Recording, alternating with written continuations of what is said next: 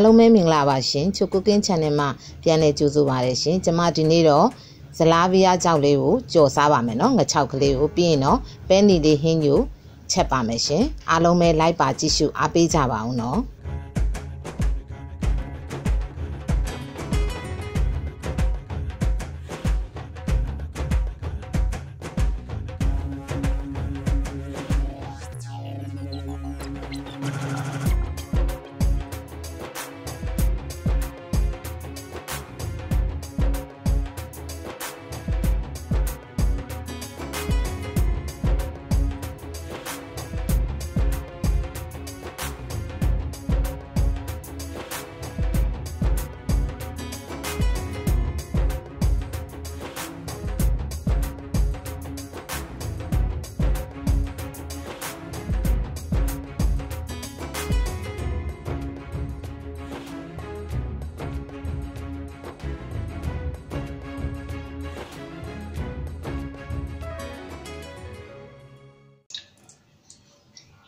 ဟုတ်ကဲ့အရင်ဆုံးစီထည့်ပါမယ်နော်စီထည့်ပြီးတော့စီလေးပူလာပြီဆိုရင်တော့ကျမတို့ငချောက်ထည့်ပါမယ်ရှင်ငချောက်ကိုကျမဘာမှတော့အချို့မုတ်တွေပါလည်းမနေပါဘူးဒီတိုင်းလေးပဲ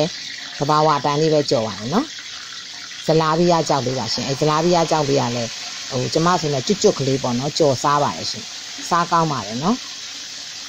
တငယ်ချင်းတို့လည်းကြော်စားကြည့်ပါနော်ငချောက်ကလေးနဲ့ပဲနီလေးဟင်းညိုနဲ့ဆိုရင်လိုက်ဖက်ပါတယ်နော်ငချောက်ကလေးတွေကိုဟိုဘက်ဒီဘက်ကလေးတွေလှန်ပေးပါမယ်နော်အကျက်ညီအောင်လို့ကျမကတော့အဲ့ဒီနေ့ကိုပေါ့နော်အဲ့ဒီဇလားဗီးယားငချောက်ကြော်လေးရယ်ပဲနီလေးဟင်းညိုရယ်နောက်တစ်ခုကကြတော့ကျမလက်ဆောင်ရထားတယ်ပေါ့နော်ဝတ်တချင်လေးကိုကျမငရုတ်တိအကျန်းဘက်ကလေးနဲ့ကြော်လိုက်ပါတယ်ရှင်ထမင်းလေးလိုက်ဖက်ပါတယ်နော်ဒီဟင်းလေးရတယ်ပြီးသွားရင်တော့ကျမတို့ငချောက်တွေကိုကြော်ပြီးသွားရင်ပကံတစ်ခုလေးကိုဆယ်ထုတ်ပါမယ်နော်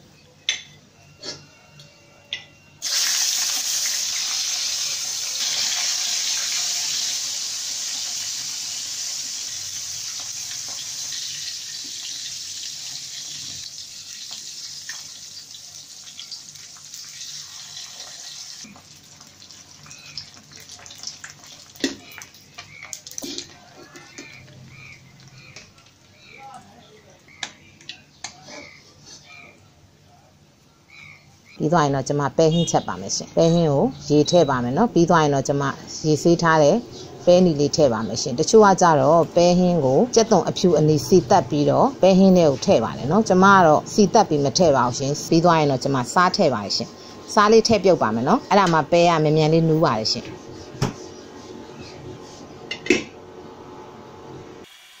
ပြီးရင်တော့ကျမဒီမှာပေါ့နော်အဖုံးလေးဖွင့်ပြီးတော့အမြုံလေးတွေနည်းနည်းထပါရှင်အဲ့ဒီအမြုံလေးတွေဖယ်ပေးပါမယ်နော်ပဲနီလေးကချက်ရတာလည်းမြန်ပါတယ်ရှင်လွယ်တယ်ချက်ရတာလည်းမြန်ဆန်ဆန်နဲ့ပဲနူးပါတယ်နော်ဆိုတော့အရသာလည်းပဲနီလေးဟင်းယူအရသာလည်းကောင်းပါတယ်ရှင်အရသာလေးပင်နဲ့ပေါ့နော်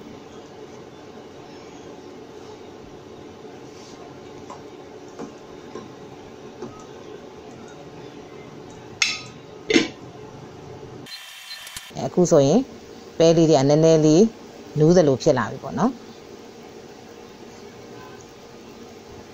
အဲ့ချိန်မှာကျမကြက်သွန်အဖြူအနီထည့်လိုက်ပါရှင်ကြက်သွန်အဖြူအနီကိုပပလှီးထားပါတယ်နော်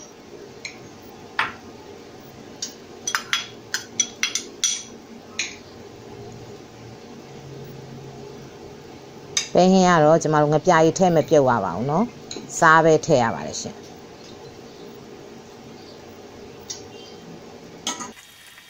နည်းနည်းလေးပွက်လာပြီဆိုရင်တော့ကျွန်မအရသာအတွက်အချို့မုတ်ကလေးထည့်ပါတယ်ရှင်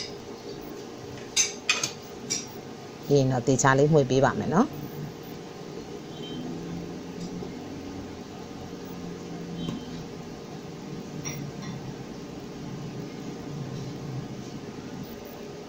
အရသာမြည်ကြည့်ပါမယ်ရှင်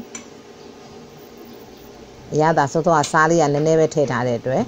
ပေါ့တဲ့အတွက်ကျွန်မစားထပ်ထည့်ပါတယ်ရှင်နဲ့မှွေပေးပါမယ်နော်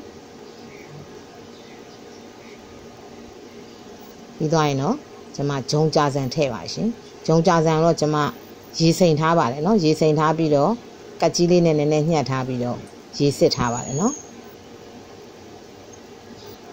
ဟိုဂျုံကြာဆန်လေးထည့်လိုက်ပါတယ်ရှင်ပြီးရင်တော့နှံ့အောင်ဟိုဘက်ဒီဘက်ကလေးတွေမှွေပေးပါမယ်ရှင်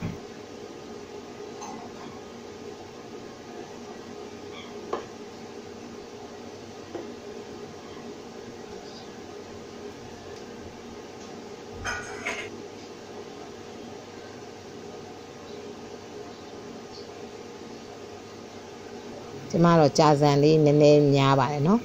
နည်းပြစ်ကလေးတောက်ချင်တဲ့အတွက်ပေါ့နော်ကြာစံအရင်များတာမကြိုက်တဲ့လူကြလဲနည်းနည်းပဲထည့်ပါရှင်တအားပွက်အောင်တည်ပါမယ်ရှင်ပဲလေးတွေလည်းနည်းနည်းလေးပို့ပြီးတော့နူးလာအောင်ပေါ့နော်နည်းနည်းကြာလေးတော့တည်ပေးရပါမယ်ရှင်အခုနေထားလောက်ဆိုရင်တော့ရပါပြီနော်အခုဆိုရင်တော့အရသာကောင်းမွန်နဲ့ထမင်းစားလို့လည်းမိန်နဲ့ဇလားပြရငချောက်ကြော်နဲ့ပဲနီလေးဟင်းညိုရပါပြီရှင်ကျမရဲ့ဗီဒီယိုလေးတွေကိုကြိုက်နှစ်သက်တယ်ဆိုရင်တော့ like and subscribe လေးလုပ်ပြီးတော့အားပေးခဲ့ကြပါအောင်နော်